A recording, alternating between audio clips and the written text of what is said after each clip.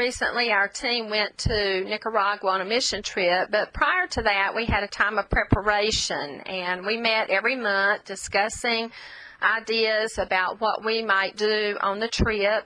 And Susan was really good about emailing the missionary, Miss Eva, and finding out exactly what they needed us to do, when we got there, what kind of plans we needed to arrange.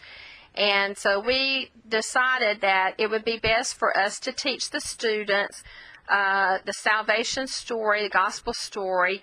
Many of them had already accepted Christ, but they didn't know how to pass that story on to someone else. And so that became our goal, to share the gospel with these students, and they would be able to, in turn, share Christ with their friends, their family, different people that they know. So that was our goal.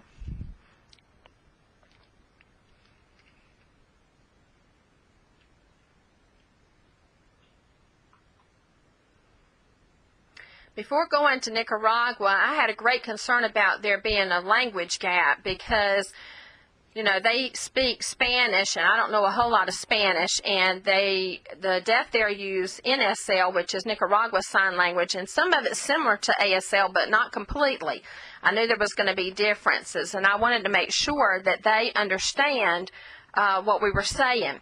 Well, it happened in April that I went to a deaf missions conference, and there was a workshop there on gestures, and that proved to be very beneficial in helping me communicate with the deaf there our stories until we were able to learn some more of their signs. We had no problem communicating. It was very clear and just a smooth conversation between the kids and them understanding us. Once in a while, after about the first day, another sign would pop up, and we would work together through the gestures, figure out what the sign was, and then continue from that point.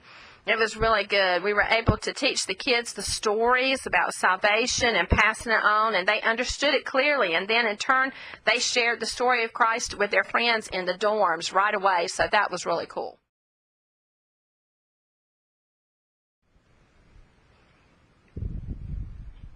Our team worked really well together. We didn't spend time arguing. We discussed together ideas and brainstormed together.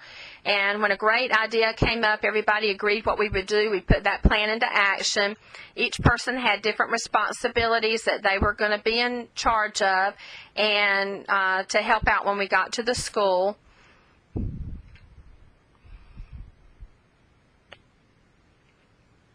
We wanted to be able to share the story of salvation with the kids so they would learn the story. And right away we wanted them to begin practicing telling somebody else. And so that way they would learn how to share the gospel. We used the colors, black for sin, red for the blood of Jesus on the cross, white for salvation and cleansing, and all the 7 different colors, and had them make a necklace. And then each person would come up and choose a person from the class to tell the story to them. And once they finished telling their story about what each of the beads on their necklace represented, they would explain that to their friend, and their friend would understand the story and say, I want Jesus to come into my heart. They'd have their little short prayer, and then that first person would sit down, and this next person who just accepted Christ would pick another friend to come up and share the story with them. And that continued until everybody in the class had a turn. It was really interesting that none of the kids sat back. Every single kid wanted to have a turn to share the story with their friends. I was really impressed by that. So then, after we finished our trip to Nicaragua, we came back to the U.S. The missionaries there continued the Bible stories that we had begun. All these stories took place in their Bible classes, and the missionaries continued to tell more of the stories. After about 2 weeks, she sent us an email saying that she had given a test over the whole unit, and the students had done so well. 98% of them had scored real high on the test, showing that they had learned the message of salvation and how to share the gospel with other people. And we were so satisfied that God had accomplished that.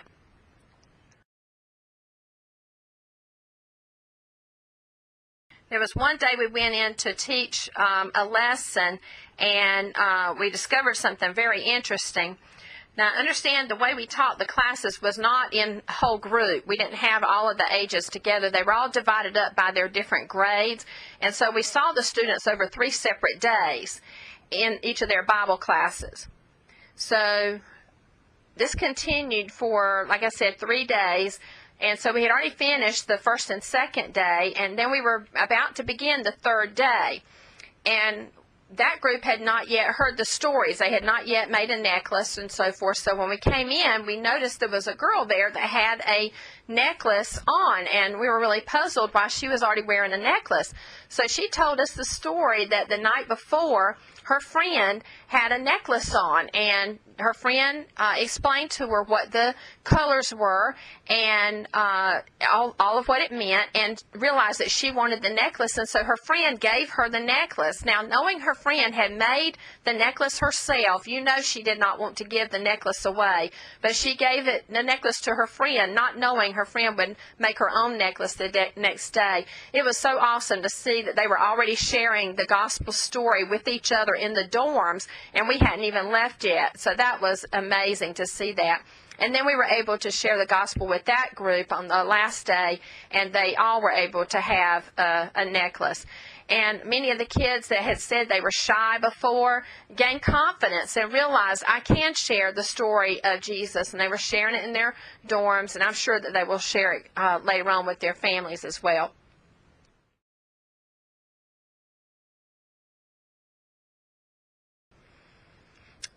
Several things I noticed in Nicaragua. One thing was that it's very busy in the city of Managua. That's their capital city, and that area is very busy.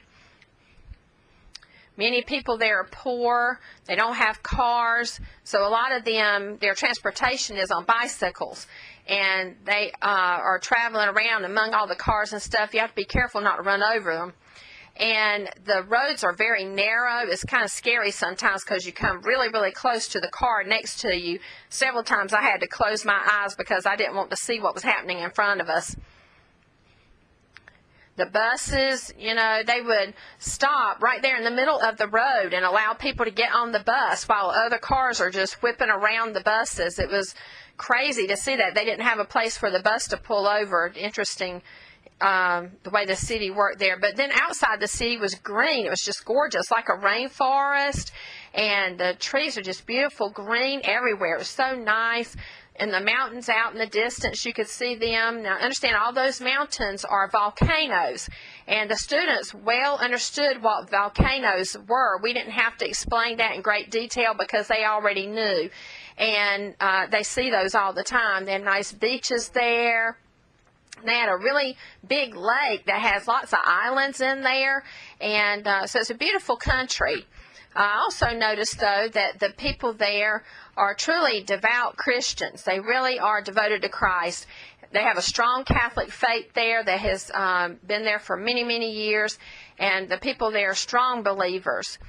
Also noticed on one night, a Wednesday night, we went to Assembly of God Church, and this is a Wednesday night, and there were hardly any seats left. I mean, this auditorium sat a lot of people, and it was full. Almost no seats near the front at all. There was a few in the back, but not very many seats available anywhere. It was just amazing. Here in America on Wednesday night, you might find a few people show up on Wednesday night, but there it was full. Also, they really love God. I mean, just amazing, the Christian faith and how strong the believers are. I asked Miss Eva one time, as I was looking around, I noticed that the churches are huge, these big, huge edifices there, you know, that are churches, but the houses are so small, and some of them just one room, just tiny little small houses. And I asked her, how in the world do the people feel with their home being so tiny, so small, and the church being so fancy, taking up almost a whole city block? And she said that the people there would prefer that God had the nice house. Wow, that never occurred to me. That just really hit me whenever I heard her say that. Very different perspective than what we have in the U.S. The kids were so much fun. they noticed when they noticed our language was a bit different than ours, or our languages were different, they wanted to immediately pick up on some of our signs. They wanted to know ASL signs, and every time they saw us, they wanted to know another sign. And so one day, they had finished school that morning, and they had an afternoon break, and so we all got outside and played with them outside. It was so much fun playing with them.